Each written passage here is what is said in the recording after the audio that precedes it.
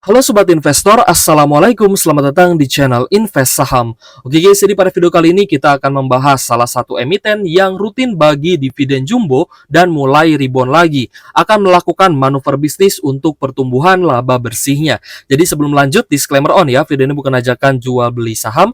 Ini adalah analisa dan juga opini pribadi, bukan financial advice. So silahkan simak sampai akhir.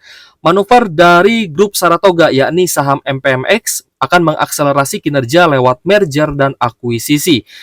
GM Corporate Communication and Sustainability MPMX Natalia Lusnita mengatakan, meskipun iklim suku bunga masih tinggi, namun kinerja perseroan dan seluruh entitas anak masih menorehkan performa positif sepanjang tahun 2024 ini guys ya. Di mana tren suku bunga tinggi ini baik dari Bank Sentral yaitu The Fed masih menahan suku bunga acuan di level 5,25% hingga 5,5%. Dan juga Bank Indonesia masih menahan suku bunganya di level 6,25%. Untuk menyiasati kondisi tersebut, MPMX telah menyiapkan sejumlah strategi. Salah satunya yakni mencari peluang merger dan akuisisi dengan perusahaan lain yang memiliki lini bisnis yang sejalan dengan perseroan. MPMX akan menambah 6 kegiatan usaha baru ya guys ya. Di antaranya adalah reparasi baterai dan akumulator listrik, penjualan tenaga listrik, aktivitas penunjang tenaga listrik lainnya, distribusi dan penjualan tenaga listrik, pengumpulan limbah berbahaya, serta aktivitas penyimpanan bahan beracun dan berbahaya atau B3. Perlu diketahui MPMX dan anak usahanya yakni PT Mulia telah melakukan kerjasama dengan PT Astra Honda Motor atau AHM sebagai distributor dan retailer sepeda motor konvensional dan juga motor listrik merek Honda di Jawa Timur dan juga Nusa Tenggara Timur. Nah, tentu saja ini bukan hanya menguntungkan dari MPMX, tapi akan menambah penjualan ya guys ya, sepeda motor dari PT Astra Honda Motor dan juga akan menguntungkan saham Astra International untuk mendapatkan laba bersih yang lebih tinggi lagi, seperti itu. Alhasil, untuk mendukung penjualan motor listrik AHM, maka MPMX dan juga PT Mulia menjalankan usaha tambahan berupa EV charging station, EV swapping battery station, reparasi baterai EV, pengumpulan baterai EV, dan aktivitas penunjang lainnya. Nah, ternyata bukan hanya ASI saja yang sedang membangun EV charging station, tapi MPMX juga akan membangun EV charging station dan EV swapping battery station ya guys ya, yang kemungkinan ini akan diekspansi di Jawa Timur dan juga Nusa Tenggara Timur atau NTT. Jadi belanja modal atau capital expenditure yang disiapkan oleh MPMX sekitar 50 miliar sampai 75 miliar untuk tahun 2024. Dan per kuartal 1 2024, capital expenditure tersebut sudah terserap sekitar 10% ya, dari mayoritas digunakan untuk pembelian kendaraan guna meningkatkan produktivitas operasional. Nah, jadi kita lihat juga guys ya bahwa ini sudah dimulai ya. Jadi bukan hanya rencana tapi sudah mulai dijalankan kembali. Perseroan juga mendorong kinerja dari berbagai lini bisnisnya ya, seperti balai lelang mobil bekas atau auksi dengan target sebanyak 4.000 konsumen hingga akhir 2024 ini, serta bisnis sewa mobil MPM Rent. Alhasil, MPMX membidik kenaikan pendapatan tahun ini. Kami menargetkan pendapatan 5% ya, karena biasanya secara historis margin laba bersih itu selalu naik 3-4%. Lalu untuk kinerja keuangan teranyar pada kuartal 1 2024, ternyata laba bersih MPMX ini mengalami kenaikan 25,5% secara year on year atau secara tahunan gitu guys. Jadi cukup bagus nih ya laba bersih dari MPMX ini. Kalau misalkan kita lihat ya dari laporan keuangannya ya, saham MPMX memang ada kenaikan laba bersih pada kuartal 1 2024 jika dibandingkan dengan kuartal 1 di tahun sebelumnya atau secara year on year. Naik dari 131 miliar menjadi 164 miliar pada kuartal 1 2024. Yang alhasil ya guys ya, pada full year 2024 diproyeksikan labanya juga akan bertumbuh lagi, akan naik menjadi 658 miliar, lebih tinggi dibandingkan tahun sebelumnya di 2023 yang hanya hanya 526 miliar saja. Lalu kita akan menilik lagi dari sisi valuasi untuk saham MPMX ya. MPMX pada hari ini closing di 975 per lembar saham. Dan kita lihat juga hari ini cukup sideways guys ya, tidak ada kenaikan ataupun penurunan.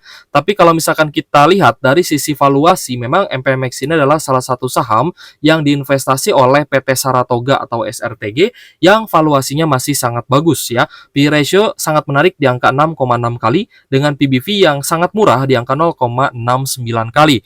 Ya, ketika sebuah bisnis perusahaan akan melakukan ekspansi atau menambah lini bisnis, maka peluang laba bersih akan semakin tinggi sehingga menyebabkan nantinya ada potensi dividennya pun akan semakin besar lagi guys ya.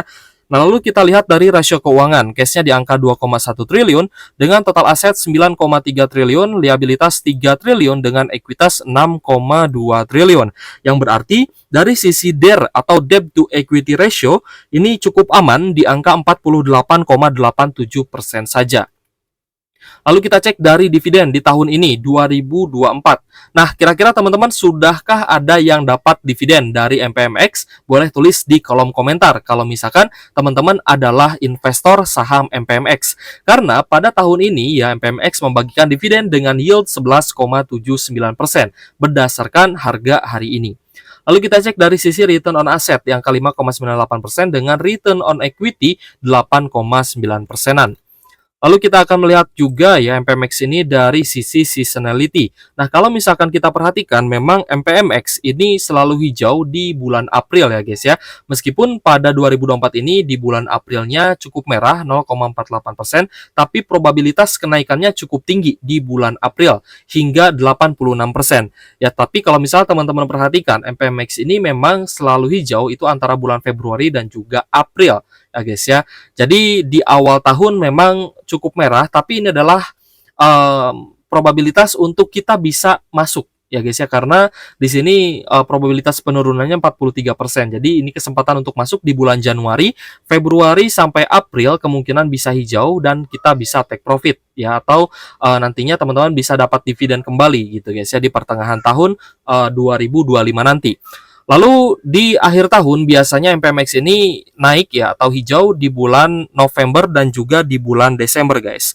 Jadi cukup menarik ya, ternyata di akhir tahun pun sudah mulai hijau kembali. Nah, berarti kesempatan kita untuk membeli saham MPMX ini baiknya ya guys ya, sebagusnya kita beli di antara bulan September Oktober gitu ya. Tapi kalau misalkan The Fed nantinya memangkas suku bunga di bulan September, maka kemungkinan akan banyak sekali saham-saham yang mengalami kenaikan ya di bulan September hingga akhir tahun, bahkan hingga awal tahun pembagian dividen seperti itu.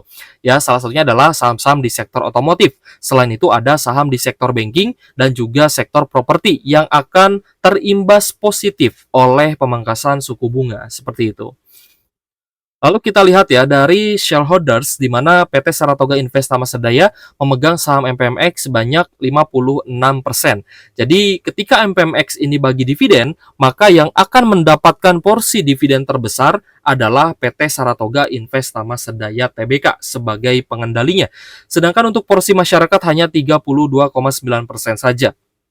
Kita cek juga ada PT Persada Capital Investama memegang 5% dan saham Treasury ada 1,9%.